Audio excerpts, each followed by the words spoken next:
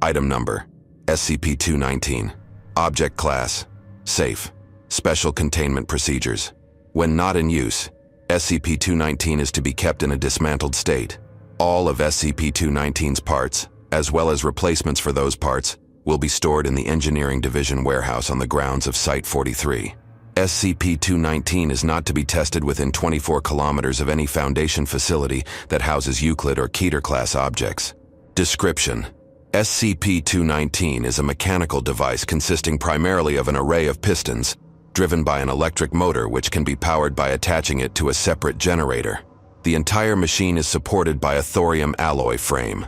The outer frame of each of SCP-219's pistons is also made primarily of the same thorium alloy. Attached to the outside of SCP-219 is an IBM desktop PC, keyboard, and monitor, all shielded with shock-absorbent foam to prevent damage to them by SCP-219's vibrations. When SCP-219's computer is turned on, it automatically runs an earthquake generator program. Using the keyboard, a user can select up to 20 items from a list of commonly used construction materials, including multiple varieties of stone, soil, bricks, concrete, steel, iron, data expunged, and glass.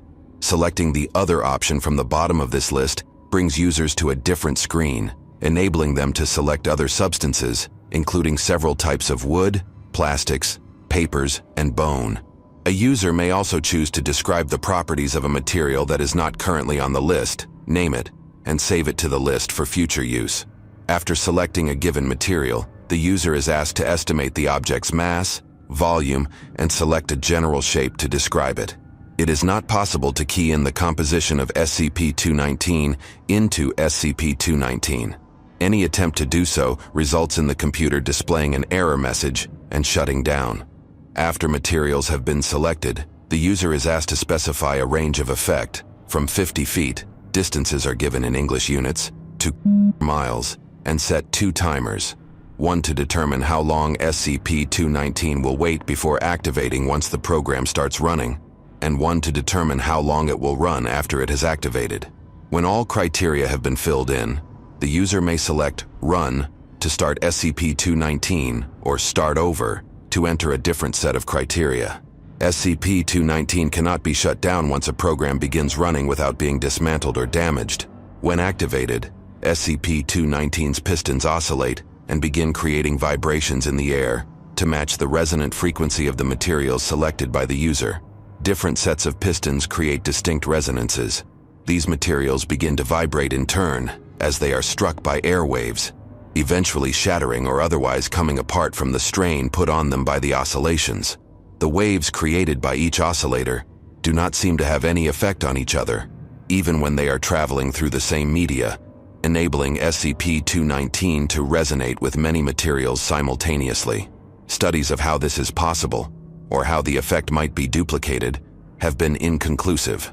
SCP-219 was recovered in California after an incident in which a heavy earthquake hit a city suburb without any prior warning from seismic geologists.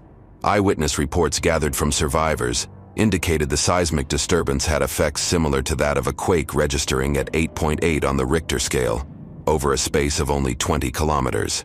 Examination of the surrounding area showed far more subtle structural damage than should be possible for a quake of any magnitude, and the bodies of multiple people who died of massive internal cranial trauma, including several cases where the entire skull had apparently exploded. Foundation agents found SCP-219 in the rubble of a collapsed house, along with some packaging materials and spare parts. The house's previous owner was one, who was later found dead of a gunshot wound to the head in a hotel in Boulder, Colorado. Included with the remains of the packaging was a diagram of a large funnel-shaped object attached with a complex of tubes to SCP-219 and instructions for how this resonance focuser was intended to be used.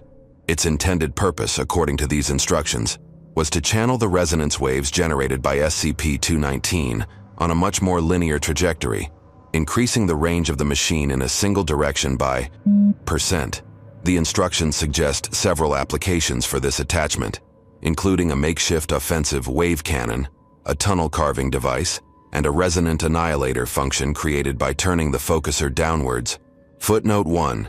that is, towards the ground and parallel to the direction of Earth's gravitational pull, and keying the composition of the Earth's core into SCP-219.